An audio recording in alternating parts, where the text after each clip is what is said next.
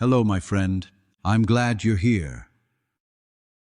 Before we begin, take a slow breath in, hold it gently, and exhale. Let the noise of the world soften. Let the expectations you've been carrying rest outside this moment. This space is only for you, for truth, for reflection, for the quiet parts of yourself you rarely get to hear. Today's question is one that touches the core of so many lives.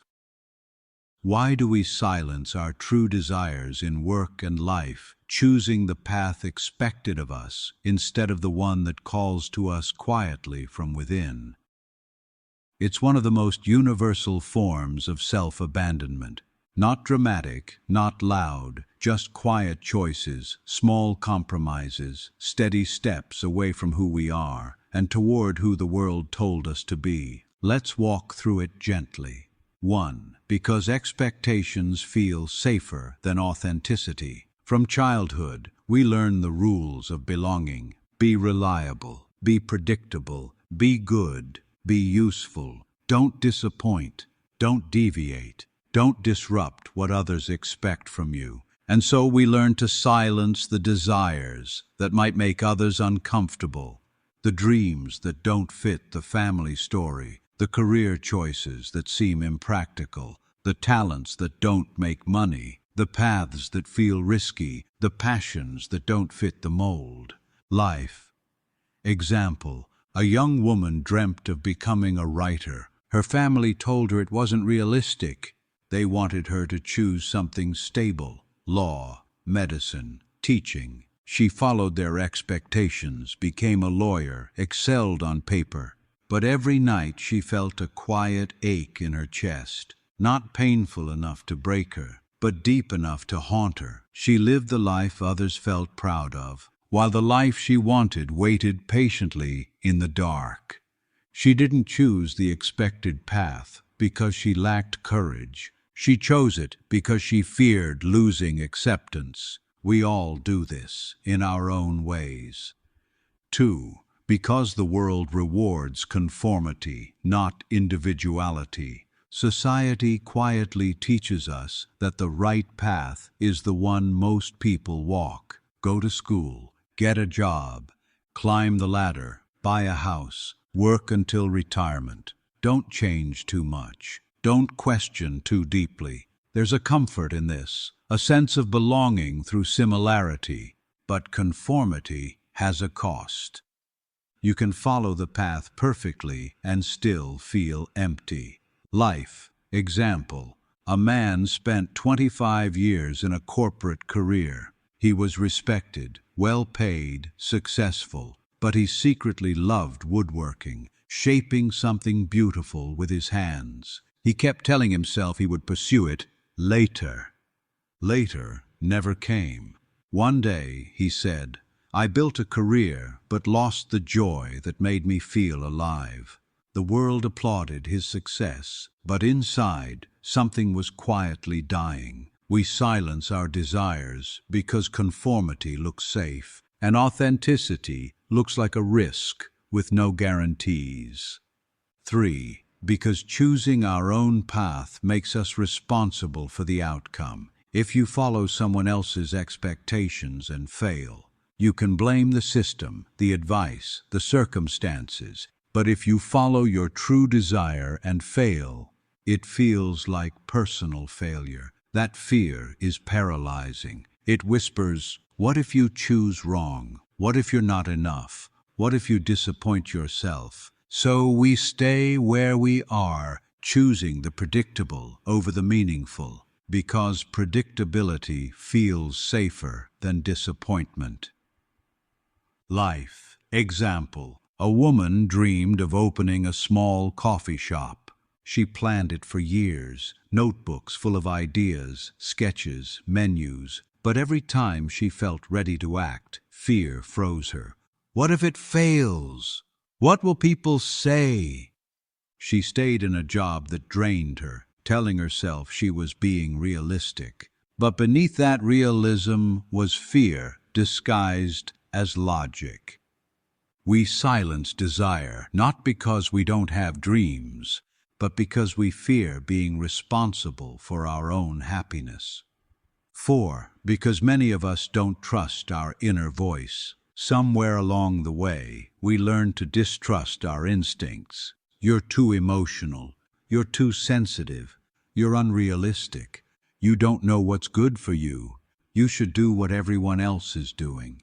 So our inner voice, that quiet guide, that intuition, that feeling of truth, becomes softer and softer until it almost disappears. Life. Example. A man told me he once wanted to study music, but his father told him, "You'll never make money." So he studied engineering instead. Years later, he said, "I can build machines, but I no longer know how to hear myself." We lose trust in the self when the world tells us our inner truth is invalid. 5. Because desire requires discomfort, and humans avoid discomfort at all costs. Your true desires often ask you to step outside your comfort zone, to risk, to change, to grow, to detach from the familiar, to endure uncertainty, to start from the beginning, to disappoint people who expected something else. And discomfort, real discomfort, is something we avoid instinctively. Life. Example. A father with a stable job felt called to switch careers mid-life. He was miserable where he was, but the thought of starting over terrified him. He told me, "I wasn't afraid of the new life. I was afraid of the awkward in-between." The in-between, that dark tunnel between your old life and your new one, is where most dreams die. 6. Because many people don't know what they truly want, only what they were told to want. This is the quiet heartbreak of adulthood. You can live decades without ever asking yourself what you truly desire. Instead, you chase achievement, approval, validation, stability, predictability, status, admiration, security, all of which are not desires. They are needs shaped by survival, fear, or upbringing. True desire is subtler. What makes your body feel alive? What fills you with quiet joy?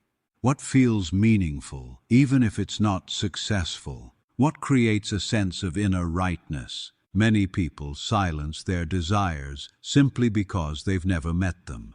7.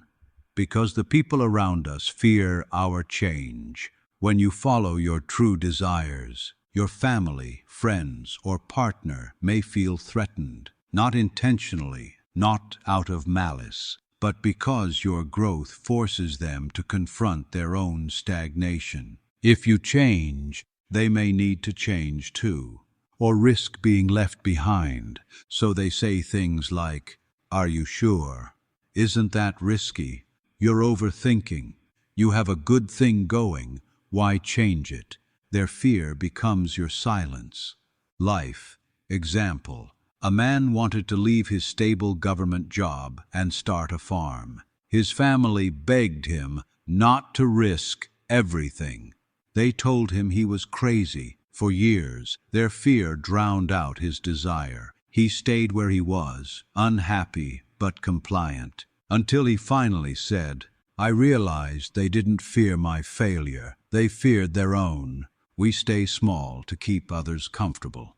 8. Because true desire requires courage, and courage is something we learn slowly. Choosing a life that feels like yours over a life that feels correct is one of the bravest acts a person can do. It is easier to follow a script than to write your own, easier to follow the path lit by others than to walk into the unknown with only your heart as a compass, easier to stay quiet than to say, "This is what I want." But courage grows in tiny moments, in small, honest choices, gentle shifts, soft rebellions, acts of self-loyalty. Desire doesn't require perfection, it requires listening. So how do we stop silencing our desires? Gently, slowly, patiently. Here are small steps. 1. Start noticing what brings you alive, not what brings you success, what brings you aliveness. 2. Question the expectations you inherited. Whose voice are you obeying? Your own or someone else's? 3. Make one small choice each week that honors your truth. Tiny steps create momentum. 4. Allow yourself to disappoint others. Their discomfort is not your destiny. 5. Spend time alone. That's where your real desires speak. Noise hides truth. Silence reveals it. 6. Let your dreams be messy, unrefined, imperfect. You don't need a plan to begin, just honesty. 7. Understand that wanting something is enough reason to explore it. Desire itself is guidance. A final story. A woman in her 50s once told me about her greatest regret. She had always wanted to open a small flower shop. She pictured herself arranging bouquets, creating beauty, bringing joy to her town. But she never did. She worked an office job for 30 years, raised a family, met expectations, paid bills, lived responsibly. One day, I asked her, "Why didn't you ever open the shop?" She smiled sadly and said, "Because I was afraid it wouldn't work."